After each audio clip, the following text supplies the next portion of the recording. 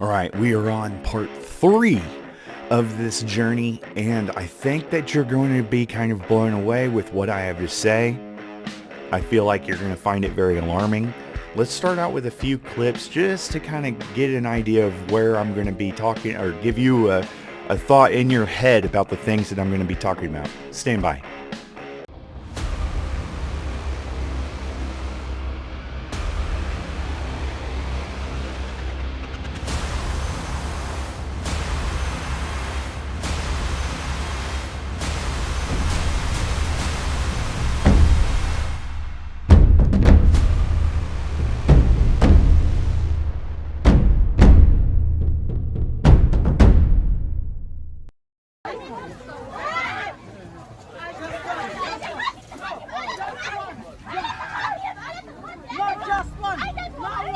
One per person.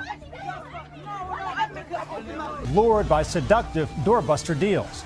But in many locations, the rush turned violent. Shoppers openly brawling over discounted merchandise. With the spike in violence comes a new push by members of the police union to get cops on the street to stand down. Protests turned destructive in downtown Seattle tonight. Here's what we know as of 10 o'clock. Protests started at about noon today in Seattle, but turned destructive right around 4 p.m. Police officers calling out for a third straight day now. Awesome, Patriots. Thank you. And if you're just chiming in, I have a ton of different work. I ask that you go through my stuff before you make a decision about Warfighter Bravo, because I do cover a broad spectrum. So if I missed you on this one, you may like a different series that I have. Guys, today's my birthday, oddly enough. And, so if you're watching this and you're watching it from YouTube if you're watching it from Bitchute or Facebook, I ask one present, and it's free. Subscribe to my YouTube if you have a channel. I need to get it to 100 subscribers so that it unlocks the rest of the stuff, and I can also put my custom URL on there. Of course, once the restrictions come off and I have access to my 18,000 people again, obviously that won't be an issue. But for right now, while I'm on restrictions, I need your help. So fellow Patriots, if you could help me out, that would be fantastic. You'd be helping out a disabled vet, and it's my birthday. 2 big wins. You get a little bit in your heart box and a little bit of credit with the man upstairs. All right, guys. So watching those few clips from before, okay, and giving you a reminder of even small events that have happened and what's triggered from that, okay? And I know you were thinking, oh my god, this video is going to be awesome. It's going to be like the ones he talks about from Afghanistan and Iraq, and it's going to be the United States kicking ass and all this other stuff.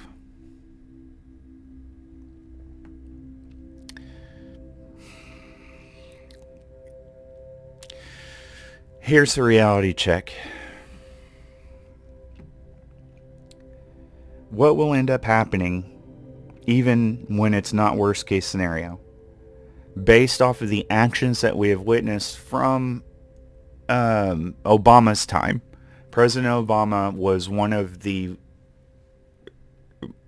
fundamental riot starting presidencies. I mean, how I look at it is, if you look from 2008 until now, and you think about all the shootings, you think about, all of everything with the blue flu, everything with, Ferguson. I mean, riots like you wouldn't believe. I could name 100 places and we don't have time. And so what I'm getting at is, I told you that people will panic, and I need you to remember, millions of people would be the largest standing army ever in history, okay? And when you have millions of those people that are terrified for their lives and entering that survival mode and that primitive state where they become hysterical, and people laugh. They look at 28 days or 28 days or 28 weeks later, 28 days later, 28 weeks later, and they look at that rage virus. If you've ever seen someone panicking and hysterical on adrenaline, you might get your zombie wish. I mean, really. When you look at someone desperate that feels like they have nothing left to lose and they don't even have the love for their family or their loved ones, they'll turn on their friends in a heartbeat. They will commit atrocities that you've never even dreamed imaginable. When I was talking with the intel guys and my statistics analysis people that I still know from the military, they had told me that on the initial wave, we would lose such a staggering number. And all it would take is not even that large of an invading force. And oddly enough, they'd mentioned that Putin had tried to do something similar with Ukraine by only launching a small force initially to see if he could get general destabilization of the country. So we know Russia is already capable of doing this and that Putin loves implementing that plan. I looked at it as a false invasion, but then when I look back at it tactically and understanding the tactician, I mean, you don't have to like your enemy. You can respect their abilities, though. And as far as a tactician, Vladimir Putin is one of the best on earth. I mean, you got to remember that his background, he's worked with his generals for ages. I mean, and oddly enough, his initial strike into Ukraine, even though it failed, was a really, really good idea because it would work in America. And I want you to understand that, yes, we patriots will be able to hold the line eventually. But the mass chaos that starts in the beginning will wipe out a portion of those patriots that are willing to stand and fight. Because you're going to get caught in the mayhem. You will never understand what it looks like to have 1,000 people run down a street. Numbers are so inflated now. You got near trillionaires out there, and I'm looking at what's in the bank now. and then you have people won't respect you unless you have 1 million followers now. That's ridiculous. I have 20,000. Line up 20,000 people outside. You know, and it's ridiculous to think that it takes 1 million people to make anyone impressed anymore. Well, you're going to find out just how many 1,000, 2,000, 5,000, 100,000. You're going to find out very quickly just how many that really is.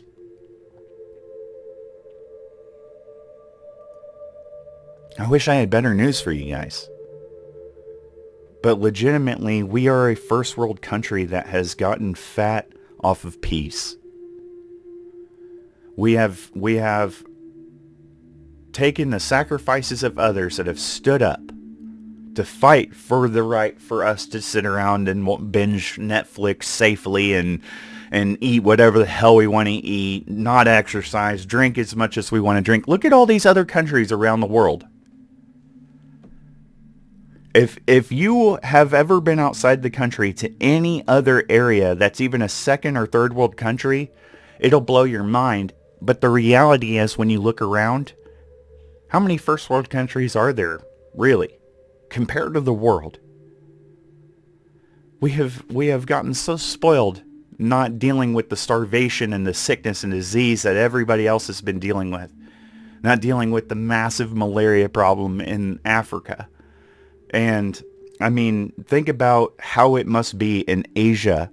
And, I mean, in that entirety of Asia, so many people live in despair. As soon as any fighting force lands with intent, so many of these people are going to be standing in their own mess. And then they're going to freak. And that's why in all of my plans, I give the first thing is you need to prepare yourself mentally and mentally stop yourself in place. And I will post up the video where I talk about this plan and a community plan, because those are the only things that are going to save your life. People are thinking too broad of a spectrum. You have to live here and now when something like that would happen. So I have other videos with community plans. I also have my website with various articles on survival. I have a blog with hundreds of articles I guarantee you probably don't even know about, but I post about it constantly. It's in every video. In every video I give all the links to my work. And that's another problem in today's day and age. Our average person out here only wants to watch a 2-minute video to get completely caught up on everything going on in the world. We have become so lazy, so impatient. It's gross. It's disgusting. So you really need to understand that what's coming is going to be horrible, horrific. It's going to make what happened in that Napoleon time frame whenever he was going across Europe and whenever he was having to come back, whenever he started getting defeated against the coalition at that time, Russia, Prussia, Naples. Actually, I think Naples did fall back with him. I think it was Monet.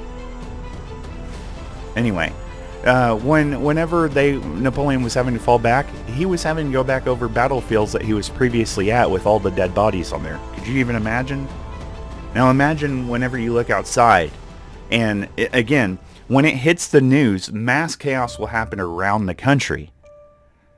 You're thinking about the military bases. Well, where do people genuinely think about safety? They're going to be coming from all around to these military bases, clogging them, congesting them. And those service members are going to have to make decisions because they're going to need to be militarily capable and getting ready to deploy, and they're going to have millions of people at the gates, storming the bases. Police will have long blue flute. I know I have my disdain for law enforcement, obviously because of this instance, and because my brothers were the ones helping people out in Atlanta when they bailed on them. But this is reality, folks. Enough jokes aside.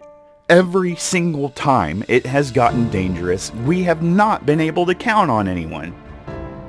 Unless law enforcement have overwhelming numbers, unless they have the taser and the gun and the perpetrator has nothing, then you can count on them.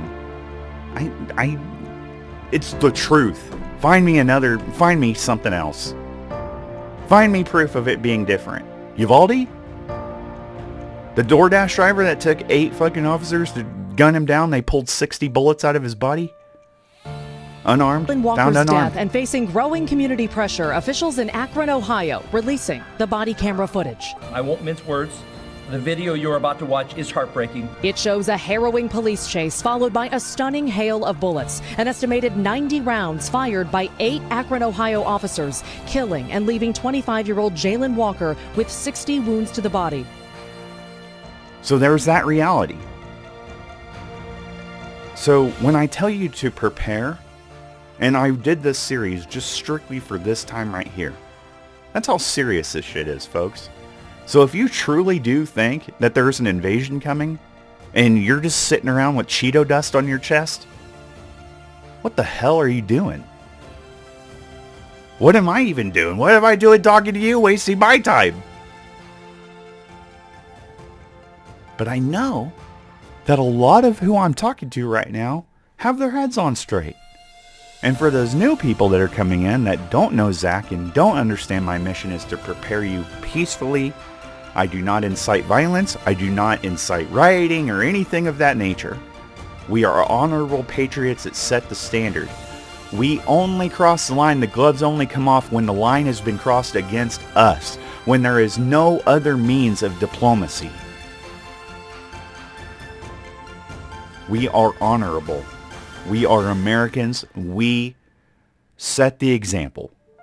Do you understand? And if you're from other countries, you have patriots in your countries telling you the same things. Let me talk to my damn people. I'm allowed to be a patriot in this country. We've been having a few people from other countries commenting on my stuff. Go away if you're being negative. You're welcome to stay here. I don't know what you're going to get, but I'm talking about America right now. You need to go fix your stuff. That's not to my awesome followers from Ireland either, though. We have some amazing Irish followers that did fantastic things, including brave fishermen that went out and pushed the Russian Navy off their damn coast. No weapons. I only wish that our people were even among that. Imagine Oregon, imagine like Portland having to respond. Imagine Seattle, Baltimore, Minneapolis. Dude, if they drop in any of these big cities, holy cow, man. Why are you worried about nuclear armament? You're worried about Russian nukes and Chinese nukes? Dude, all they have to do is set boots on ground.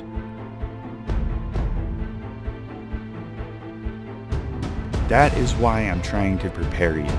Do you understand? Do you understand why I try to make sure to show you who the real enemies are? Try to remove the shroud from over your eyes. Try to make sure you know who's really protecting you. It's been out there.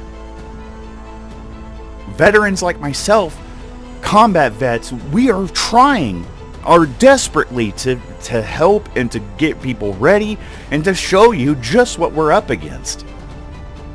And I hope on my birthday of all things today, I hope that I reach just even a couple of you guys. I care about y'all so much, man. I've given all of my entire life has been to public service, even when I was a teenager. As soon as I was tall enough, I went to be a lifeguard and learned as much about first aid and medical and CPR and everything I could. I was always absorbing every single thing I could. As soon as I was 18, as soon as I could serve, I joined up. I watched the planes hit the towers. Then I joined up. I'm the guy that has your six. I'm the guy that has your back. Here and now. Can I count on you? I really do appreciate you guys. Thank you for stopping in on my birthday. Thank you for checking out my work. I do have a new YouTube channel. If you are watching this on YouTube, I ask that you please subscribe for a birthday present that's free. For my other people on Facebook or Bitchute, please stop over to my YouTube and subscribe if you have a channel.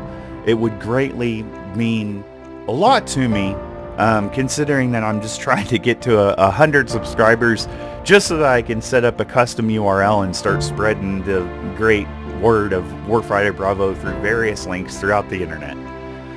So we talk about, I hear constantly, we support veterans, we support veterans, we support you, we support you. I'm asking for help, and that is to go subscribe to the YouTube channel. Oh man. What a world, huh? Anyways, thank y'all for everything. Thank you for your support. And I'm going to keep pushing for you guys. I am a disabled vet. I say daily intel brief. I try to do them every day, but sometimes my disabilities get the best of me. I appreciate your patience with that. I will never stop trying to achieve my goal.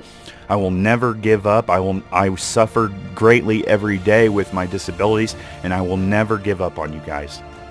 I thank you, and as always, I'll see you for the next one.